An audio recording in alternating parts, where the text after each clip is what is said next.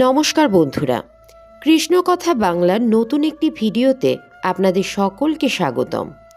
বন্ধুরা, এটা তো আপনারা সবাই জানেন, নিয়তির লেখা কখনো খণ্ডানো যায় না। কপালে যা আছে তা ঘটবেই। আসল সত্য এটাই, আমাদের ভালো কর্মের দ্বারা যদি আমাদের ভাগ্যের খারাপ কিছু লেখা থাকে, তার কিছুটা লাঘব করতে পারি।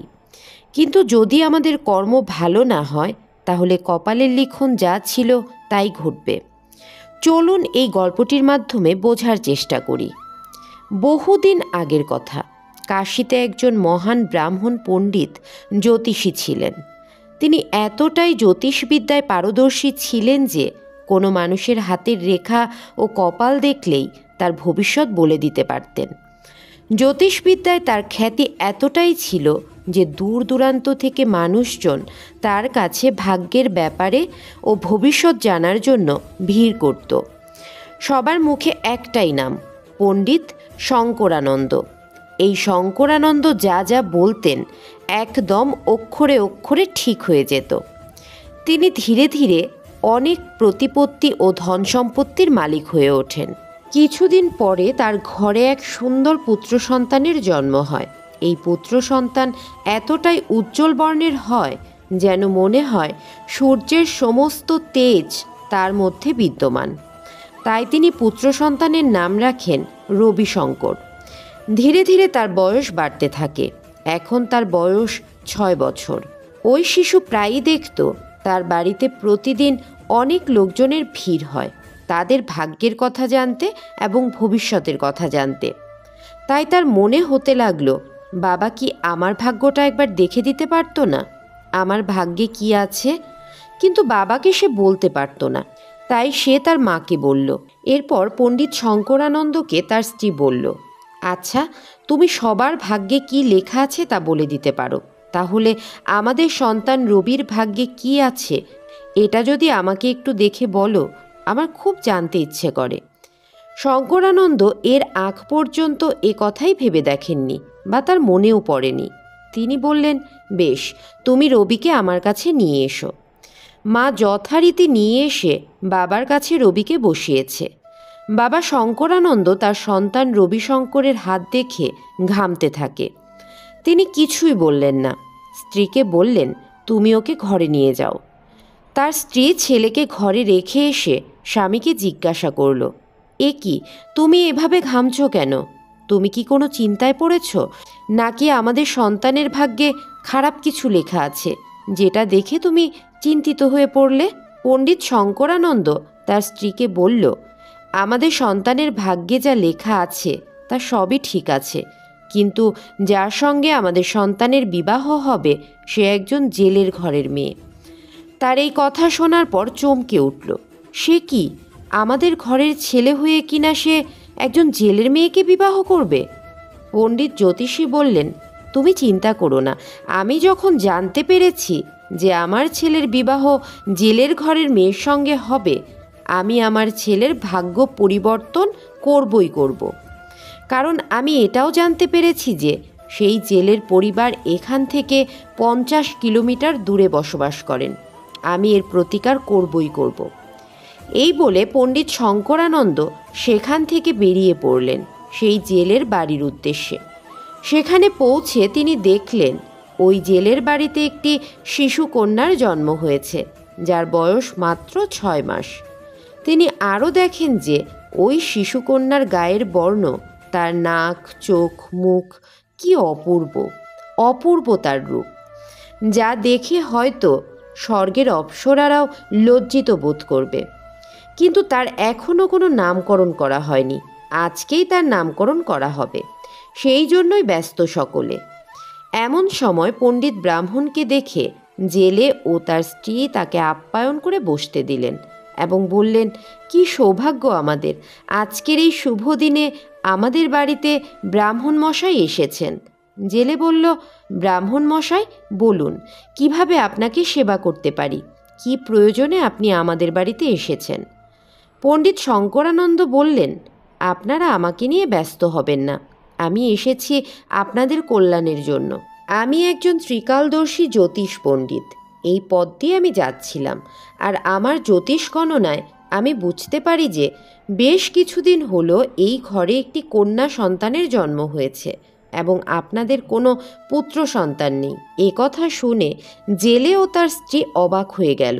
তারা ভাবলেন, এতটা ঠিক কি করে কেউ বলতে পারে, কারণ তাদের কোনো পুত্র সন্তান নেই এবং 4 কন্যা সন্তান। তখন জেলে বলল, হে ব্রাহ্মণ মহারাজ, আপনি যখন সবই বলতে পারলেন, দয়া করে আমাদের বলুন কি করলে আমরা পুত্র সন্তান পেতে পারি। পণ্ডিত দেখল এই তো সুযোগ, তাই তিনি বললেন, আমি যা বলবো তা কি তোমরা করতে পারবে? জেলে বলল, হ্যাঁ বলুন না, নিশ্চয়ই পারবো। পণ্ডিত বললেন, আপনাদের এই কন্যা সন্তানকে কোনো এক ব্রাহ্মণকে দান করে দিতে হবে, আর আমি বেশ কিছু নিয়ম বলবো। সেগুলো ঠিকঠাকভাবে পালন করলে আপনাদের পুত্র সন্তান হবে, তার সঙ্গে আপনাদের এই দারিদ্রতাও ঘুচে যাবে। জেলে বললেন, এত সুন্দর শিশুকে কিভাবে আমরা নিজেদের থেকে আলাদা করে রাখব? পণ্ডিত ঠাকুর, আর কি অন্য কোনো উপায় নেই? পণ্ডিত বললেন, আছে, কিন্তু সেটা আরও কঠিন। ব্রাহ্মণ পণ্ডিত জেলেকে বললেন, এই সন্তানকে জলে ভাসিয়ে দিতে হবে। একথা শুনে জেলে ও তার স্ত্রী দুজনে বলল, না না, তা কি করে সম্ভব? এতটুকু দুধের শিশুকে আমরা এভাবে জলে ভাসিয়ে দিতে পারি না। তখন পণ্ডিত বললেন, আমি একটা রাস্তা বলছি, শোনো। আমার কোনো কন্যা সন্তান নেই, আমার একটিমাত্র পুত্র সন্তান। যদি তোমরা এই কন্যা সন্তানকে আমায় দিয়ে দাও, তাহলে আমার কাছে খুবই আদর যত্নে থাকবে। জেলে ও তার স্ত্রী বিচার বিবেচনা করে দেখল তারা গরিব, কি করে 4টি কন্যা সন্তানকে বড় করে বিবাহ দেবে। তার থেকে একজন যদি পণ্ডিতের কাছে থাকে, ভালো থাকে, সেটাই তো ভালো। তার জীবনটাও ভালো হবে, আর আমরা একটি পুত্র সন্তানও পাব। এইসব ভেবে তারা পণ্ডিতের কথায় রাজি হয়ে গেলেন এবং তারা নিজেদের কন্যা সন্তানকে পণ্ডিতের হাতে দিয়ে দিল। কন্যা সন্তানটিকে নিয়ে কিছু দূর যাওয়ার পর ব্রাহ্মণ ভাবল, একে গঙ্গার জলে ভাসিয়ে দিই, এখান থেকে অনেক দূরে চলে যাবে, আমার ছেলের জীবন থেকে অনেক দূরে চলে যাবে। এই ভেবে ছোট্ট শিশুকন্যাটিকে একটা কাপড়ে জড়িয়ে একটা কাঠের বক্সে করে গঙ্গার জলে ভাসিয়ে দিল। এদিকে কাশী থেকে প্রায় কয়েকশো মাইল দূরে গ্রামীণ রাজ্যে বাস করত এক উচ্চ কুলীন সম্পন্ন ব্রাহ্মণ দম্পতি। সেই ব্রাহ্মণ প্রতিদিন সকালে গঙ্গায় আসতেন আর গঙ্গায় স্নান করতেন এবং মা গঙ্গাকে বলতেন, হে মা জননী, আমরা সারা জীবন নিঃসন্তান হয়ে রইলাম, কৃপা করো মা, আমাদের একটি সন্তান দিও। প্রতিদিনের মতো আজও এমনি করে বলছেন। এমন সময় দেখতে পেলেন একটি কাঠের বাক্স তার পায়ের কাছে এসে আটকে গেল। বাক্সটা নিয়ে সে খুলে দেখল তার ভেতরে একটি ছোট্ট শিশুকন্যা ঘুমিয়ে আছে। সঙ্গে সঙ্গে তিনি কোলে তুলে দেখতে লাগলেন শিশুকন্যাটি মৃত নাকি জীবিত। কোলে নিয়ে পিঠে হাত বোলাতে শিশুকন্যাটি কান্না শুরু করল। ব্রাহ্মণ তখন মনে মনে মা গঙ্গাকে প্রণাম জানিয়ে বললেন, মা, তোমায় অনেক ধন্যবাদ মা, তুমি আমায় কৃপা করেছ। এই বলে মা গঙ্গাকে প্রণাম করে কন্যা সন্তানটিকে নিয়ে বাড়ি চলে গেলেন। ধীরে ধীরে জেলের সেই কন্যা ব্রাহ্মণের ঘরে বড় হতে থাকে আর তার রূপ আরও সুন্দর হয়েছে। ব্রাহ্মণ পণ্ডিত শিশুকন্যাটির নাম রাখলেন চন্দ্রমল্লিকা, চাঁদের মতো মুখ ও গায়ের রং। এদিকে কাশীতে জ্যোতিষ পণ্ডিতের ছেলে রবিশঙ্করও বলিষ্ঠ যুবকে পরিণত হয়। পণ্ডিত তার ছেলের জন্য পুত্রবধূর খোঁজ করছিলেন, কিন্তু চারিদিকে কোথাও এমন রূপবতী পুত্রবধূর সন্ধান তিনি পেলেন না। তাই তিনি নিজেই খোঁজ করতে বেরিয়ে পড়লেন, কিন্তু খোঁজ করেও যখন পেলেন না, তখন ফিরে আসছিলেন। ফেরার সময় রাস্তায় সেই ব্রাহ্মণের সাথে দেখা। ব্রাহ্মণ মশাই পণ্ডিত শঙ্করানন্দকে জিজ্ঞাসা করলেন, তার মতো জ্যোতিষ পণ্ডিতের কী কারণে এই রাজ্যে আগমন? কোনো বিশেষ উদ্দেশ্যে, উত্তরে পণ্ডিত বললেন। তিনি এসেছেন তার পুত্রের জন্য এক সুন্দরী রূপবতী গুণবতী পুত্রবধূর খোঁজে। একথা শুনে ব্রাহ্মণ বলল, যদি কিছু মনে না করেন তাহলে একটা কথা বলি। জ্যোতিষ বললেন, হ্যাঁ বলুন। ব্রাহ্মণ বললেন, আমার বাড়িতে আমার একমাত্র কন্যা আছে, যার নাম চন্দ্রমল্লিকা। আমার মেয়ে বলে বলছি না, সে যেমন গুণবতী তেমনই রূপে রূপবতী। আমার মনে হয় আপনি যেমন মেয়েকে খুঁজছেন ঠিক তেমন মেয়েই আমার বাড়িতে বড় হচ্ছে।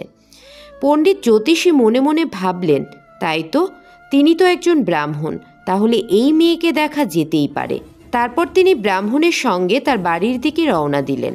সেখানে গিয়ে তিনি চন্দ্রমল্লিকাকে দেখে অবাক হয়ে গেলেন। এত সুন্দরী কেউ হতে পারে? সৃষ্টিকর্তা মনে হয় তার সব সময়টুকু দিয়ে সুন্দরী যুবতীকে সৃষ্টি করেছেন। তাই তিনি ব্রাহ্মণ পণ্ডিতকে বললেন, আমি আপনার মেয়েকে আমার পুত্রবধূ হিসেবে ঠিক করলাম। এবার আপনি আমার সঙ্গে চলুন আমার বাড়িতে, আমার পুত্রকে দেখবেন।